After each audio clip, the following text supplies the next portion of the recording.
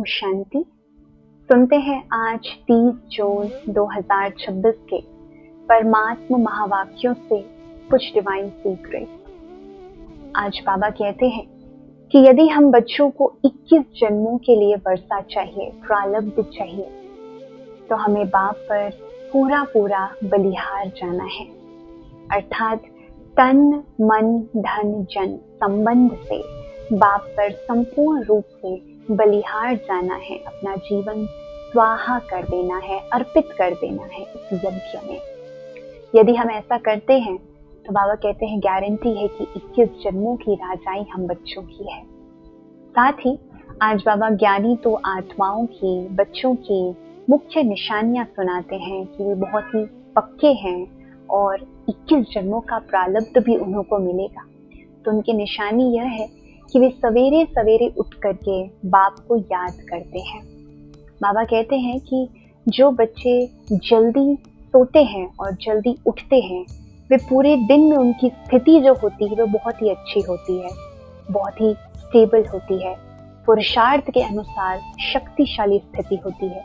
इसीलिए जल्दी सोना और जल्दी सवेरे उठ करके बाप को याद करना, ये हमारे मन को व तन को तंदुरुस्त बनाता है, शक्तिशाली बनाता है।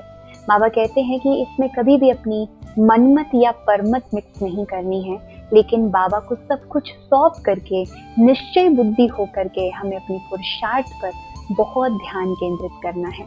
तो बहुत ही सुंदर बात आज बाबा कहते हैं कि 4 से 5 घंटा नींद बहुत है। अज्ञानियों के मुकाबले ज्ञानियों की नींद आधी होनी चाहिए, बाबा कहते हैं। तो जल्दी सोना है और जल्दी अमृत वेले उठ करके बाबा की याद में अपनी आत्मा की बैटरी को चार्ज करना है। बाबा कहते हैं कि कैसे आत्माएं सतयुग में 16 कला संपूर्ण होती हैं, त्रेता युग में 14 कला और फिर धीरे धीरे कला कम होती जाती है और कलयुग के अंत तक आत्मा में कोई शक्ति नहीं बचती है।